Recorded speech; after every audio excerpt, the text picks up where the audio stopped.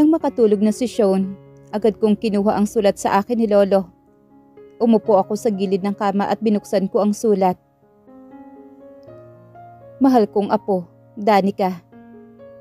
Kung binabasa mo ang sulat na ito, isa lang ang ibig sabihin nun. Wala na ako. Patawad kung hindi ko na natupad ang pangako ko sa iyo na hihintayin ko ang pagbabalik mo. Pero wala na ako. Sana hindi mo pa rin kakalimutan ang sinabi ko sa iyo. Don't hesitate to come back home, Danica. Gusto ko lang malaman mo na alam ko ang tungkol kay Sean. Kailanman hindi ako tumigil na bantayan ang bawat galaw mo. Don't be guilty. Nauunawaan ko kung bakit pinutol mo ang ugnayan nating dalawa. Hindi ako nagalit sa iyo o nagdamdaman lang. Siguro nga nagbago ka na. Pero para sa akin, ikaw pa rin ang Danica na minahal ko. Gusto kong malaman mo na proud ako sa lahat ng naabot mo. Alam kong malakas ka at alam kong napakatatag mo. Mas lalo kang lumakas at tumatag. Walang kahit anong bagyo ang titinag sa'yo. Lagi kang nasa puso ni Lolo. Pati na si Sean. Sana tanggapin mo ang kaunting pamana ko sa inyong dalawa. Please, come back home, Danica. Dahil ang tunay na kasiyahan at katahimikan ng puso mo ay matatagpuan mo lang sa lugar kung saan mo ito iniwan. Come home, Danica. Always, Lolo. Sunod-sunod ang pag-agos ng aking luha habang binabasa ko ang sulat ni Lolo. Napalanghap ako ng hangin. Ang bigat dito sa dibdib ko, kaya parang kinakapos ako sa paghinga. Ininom ko ang bottled water na inihanda ko kanina para mahimasmasan ako ng kaunti. Nang medyo okay na ang aking pakiramdam, kinuha ko naman ang isang sulat pa ni Lolo. Napabasa ako sa nakasulat sa sobre. Pwede mo tong basahin kapag nakauwi ka na sa sarili mong tahanan. Sariling tahanan? Wala pa ba ako doon? Tanong naman ang kanyang isipan. Agad kaming lumabas mula sa kotse na nakarating na kami sa pupuntahan namin. Tatanggihan ko sana ang imbitasyon ni Paulo, pero hindi ko natanggihan ang aking anak. Hindi ko naman kasi lubos akalain na kinausap pala ni Paulo si Sean tungkol sa Kastilyo. At ang nangyari, naging sobrang excited ang anak ko. Halos naiyak na nga ito sa pamimilit sa akin para pumunta lang kami dito. Wow! Wika naman ni Sean. It's a palace, Mommy? Oo, baby. Kargang-karga ko ang aking anak. Hindi pa nga tapos ang paggawa ng kastilyo, pero buong-buo na ang palasyong porma nito. Well, natural lang naman na palasyo ito. Napakalaki nito at kitang-kita ang karangyaang meron ang angka ni Paulo. Hindi lang ito Dio Gracia, mayaman din ang angka ng mami nito dahil dugong Espanyol ang pinagmula ni Paulo. Kaya natural na makikita sa palasyo ang Spain essence nito. What do you think? Nakangiting tanong naman sa akin ni Paulo. Maganda. Matipid kong sagot. Totoo naman ito. Ayaw ko lang ipahalata sa kanya na sobra akong humahanga sa ginawa niya. Thanks. Kumarap naman siya sa akin. Akin na si Sean. Aniya at umaksyon na kunin mula sa akin ang aking anak. No thanks. Kaya ko ang anak ko. Ayaw ko masyado pang mapalapit si Sean sa kanya. Mami, I want Tito Paulo. Wika naman ni Sean na yumakap pa sa leeg ni Paulo. Kaya hindi sinasadya na masyadong napalapit ang mukha namin ni Paulo. Nagpang-abot naman ang mga mata naming dalawa. At nandun naman ang malagkit na titig niya sa akin. Nakadalma naman ako ng pagkailang kaya mabilis kong ibinigay si Sean sa kanya. Ang lakas ng tibok ng puso ko sa nangyari. Lihim kong kinalma ang aking sarili. Humakbang na kami papasok sa kastilyo. Maraming mga trabahante ang bumabati sa amin lalo na kay Paulo. Pagpasok pa lang namin una ko nang nakita ang isang malaking fountain na pinalilibutan ng iba't ibang animal sa sculptor. Hindi naman magkandautal si Sean sa paghanga sa buong paligid. Halos tapos na ang loob ng bahagi ng kastilyo. Manghang-mangha ako sa buong lugar. Kung palasyo itong tingnan sa labas, mas lalo na sa loob. Ang plano namin ay sana matapos na ito next year and hopefully can be open to the public soon. Wika naman ni Paulo sa akin. We plan to offer weddings, anniversaries, birthdays. Malaki ang function room na nasa 3rd floor. At meron ding malaking pool sa 3rd floor ng kastilyo. May kids pool din. We have 200 lodge. Paakyat na kami sa malapad na at parang hagdanan sa isang palasyo. Doon tayo sa 4th floor. Yun ang private place ng pamilya. I'm sorry kung kailangan muna natin gumamit ng hagdanan. Kasalukuyan pa kasing inaayos ang elevator. Mataman lang akong nakikinig sa kanya habang pinalingalinga ko ang aking mga mata sa magandang lugar. Yung plano kong mga amenities ay horse riding, ziplining, meron ding fishing at iba pa. Kasalukuyang pang inaayos yun ng iba kong plano. I just talked to you privately the whole details of my plan. Napalingon naman ako sa sinabi ni Paulo. Hindi mo naman yan kailangan gawin, Paulo. Totoo naman ito. Hindi naman niya ako kaano-ano para ipaalam sa akin ang lahat ng plano niya sa lugar. Nagkibit-balikat lang naman si Paulo. Ibinabanan niya si Sean at hinawakan niya ang kamay ng anak ko. Akin na si Sean. Kinuha ko mula sa kanya ang aking anak. Pero mukhang mas gusto sa kanya ni Sean, kaya hinayaan ko na lang sila ni Paulo. Ito na nga yung sinasabi ko, kaya ayaw kong mapalapit si Sean sa kanyang ama. Baka hanap-hanapin niya ito. Marami pang sinasabi sa akin si Paulo tungkol sa kastilyo. Hindi ako nagsasalita, nakikinig lang ako. Binabalot kasi ng pangamba ang isip ko ngayon. Kasalukuyan ako nagfo-floating sa malaking swimming pool ng kastilyo. Ipinikit ko ang aking mga mata. Pinakaramdaman ko ang katahimikan sa paligid. Pero agad ko ding naibuka ang aking mga mata nang maramdaman ko na tila may nakamasid sa akin na out of balance ako. Bigla na lang kasi si Paulo ang sumalubong sa aking paningin. Oops, careful. Aniya na akmang lulusob na sa tubig para tulungan ako. Pero nakabawi din naman ako kaagad, kaya hindi na niya itinuloy ang balak. Nakasuot lang siya ng swimming trunks. Pinigilan ko na hagurin ang tingin ang kanyang halos perpektong katawan. Bahagya ako napailing nang pumasok sa aking isipan na minsan ko nang nakita ang kanyang ano. Kaya nga, nakabuo kami ng isang Sean. Naramdaman ko ang pag-iinit ng aking pisngi, kaya napayuko ako sandali. Ano bang ginagawa mo dito? Isang tanong na bandang huli, na-realize ko na mali pala. Bakit ba ito ang lumabas mula sa bibig ko? Maliban na sa isang swimming pool, pag-aari din pala nito ang buong lugar. Mahina namang napatawa si Paulo sa naging tanong ko. Baliligo din ako. Ngumiti ako sa kanya pero sa tingin ko, hilaw ang aking naging ngiti sa kanya. Palukso siyang lumusong sa tubig. Alam kong lumalangoy siya dahil hindi ko na siya nakita. Kahit napakalaki ng pool, napagpasyan ko pa rin ang umahon na lang. Hindi ako mapakali na kami lang dalawa ni Paulo ang nasa pool. Pero bago ko pa nagawa ang makalapit sa gilid para sana umahon, bigla na lang umahon sa harapan ko si Paulo. Muntikan na ako napasigaw sa sobrang pagkabigla sa kanya. Mahina namang napatawa si Paulo. Hindi ko mapigilan ang makadama ng iritasyon sa kanyang ginawa. Ano bang ginagawa mo? Naiinis kong tanong. Hindi ko mapigilan na mahaluan ng inis ang aking boses. I'm sorry. Ang lalim kasi ng iniisip mo. Napabuntong hininga naman ako sa kanya. Aahon na ako. Tangi kong sambit.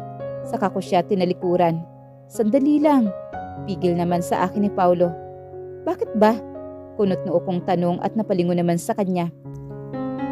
Mukhang ang galing mo ng lumangoy at kaya mo na rin mag-floating mag-isa. Samahan mo muna ako dito. Then let's float ourselves together. Tulad noon. Nakangiting sambit niya na parang isang napakagandang alaala ang kanyang sinasabi. Napakalma na naman ako sa aking sarili. Hindi na ako dapat magpadala sa bugso ng aking damdamin. Matagal ko nang kinalimutan ang pag-ibig ko kay Paulo. No thanks.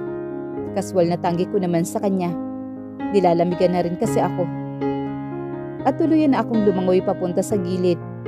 Pero sumunod pa rin sa akin si Paulo. Bakit? Magsiselos ba si Franco kung malaman niyang sabay tayong naligo sa pool? na magkasama tayong dalawa. Naiinis naman ako na palingon kay Paulo. Walang kinalaman dito si Franco. He's not immature at malaki ang tiwala niya sa akin. Padabog na pagkakasabi ko sa kanya, saka padabog ko din siyang tinalikuran. Mabuti na lang at hindi na siya ako niya sinundan. Hi, I'm sorry about kanina. Wika ni Paulo sa akin. Nakatayo lang ako habang nakatingin sa anak ko na nag-i-enjoy na naliligo sa kiddie pool. Kasama niya ang yaya nito. Tumabi siya sa akin pagkakatayo ko. It's okay. Matipid na sagot ko naman sa kanya. Hindi ka ba galit sa akin, Danica? Tanong naman niya sa mababang tono. Talaga bang hindi ka marunong magalit sa akin? Litong-lito ako sa klase ng kanyang pagtatanong. Ang nangyari kanina sa pool, hindi dapat ikagalit ng husto, Paulo. At sinabi mo nang, you sorry, that's enough. Sabi ko na hindi na nag-abalang sumulyap sa kanya. Tapos na ako magalit sa kanya dahil sa nangyari sa nakaraan namin. Kaya ayaw ko nang ungkatin yon. Ang mga nangyari noon ay ginawa kong inspirasyon para umangat ako sa buhay. Kahit hindi ako sa kanya nakatingin, pero alam kong sa akin siya nakatingin. Ramdam na ramdam ko ang bigat ng kanyang mga titig. Nung bumalik ka, inaasahan ko na galit ka sa akin. Pero sobrang kaswal ng pakikitungo mo sa akin, Danica. Hindi ko alam kung anong iniisip mo o nadarama mo. Kung galit ka ba o... Oo, galit ako sa iyo, Paulo. Putol ko sa iba pa niyang sasabihin. Sabay lingon ko naman sa kanya. Pero hindi dahil sa pinili mo si Hana. Kaysa sa akin o mas pinaasa mo ako. Kahit sinabi mo pa na mahal mo ako nun at babalikan mo ako. Hindi pa rin ako dapat umasa. Gayong alam kong may Hana na sa buhay mo. Ako lang talaga ang asang-asa. Ignorante kasi ako. At madaling mauto noon. Hindi ko kasi masyadong naiintindihan ang mundong ibabaw. Dapat kang mapagmatsyag kasi madami ang mapadlinlang. Kusa na lang namutawi sa mga labi ko ang mga salitang iyon. Danica, tanging nasambit naman niya at naiwan nakakaawang ang kanyang mga labi.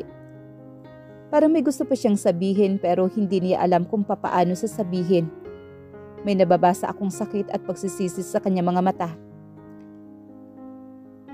Iminulat niyo ako ni Hana sa totoong mundo, Paulo. Na kung wala kang pera at kapangyarihan, kahit pa ikaw ang nasa tama, kahit ikaw pa ang nasa katwiran, ikaw pa rin ang naaapi. Pero sa mata ng nakakarami, ikaw pa rin ang masama, ikaw pa rin ang mali, at ikaw pa rin ang hinuhusgahan. Yun ang nangyari sa akin noon, at wala man lamang ni isa na nagtanggol sa akin noon. O nakipagsimpatya man lamang. Dahil sadyang mapanghusga ang mundo. Nakikinig lang sila sa isang mukha ng kwento. At wala naman akong kakayahan para ipagtanggol ang aking sarili laban sa mapanghusgang lipunan. Dahil wala akong pera na katulad nyo ni Hana. Mapait akong umiti rito. Yun ang naging pananaw ko noon.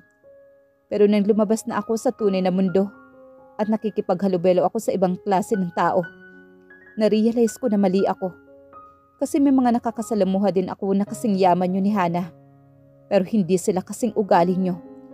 Hindi nila inaapakan ang pagkatao ko. Hindi nila ako hinuhusgahan. Hindi sila gumagawa ng kwento para ilugmok ako. Kaya narealize ko na kayo talaga ni Hana ang may problema. Isama pa ang matapobre mong ina. Magaling kayong gumawa ng kwento, kaya marami kayong napaniwala. Sinasamban nyo ang kayamanang meron kayo. Ginagamit nyo ito para mang-apak ng tao. Sunod-sunod kong wika sa kanya.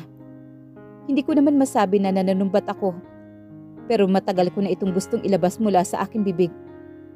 Hindi ko alam kung bakit gusto nyo akong saktan. Kung bakit kayo galit na galit sa akin. Ikaw ang kusang humiling kay Lolo na pakasalan ako. Hindi naman ako naghahabol sa iyo. At handa naman akong pumirma sa annulment papers natin.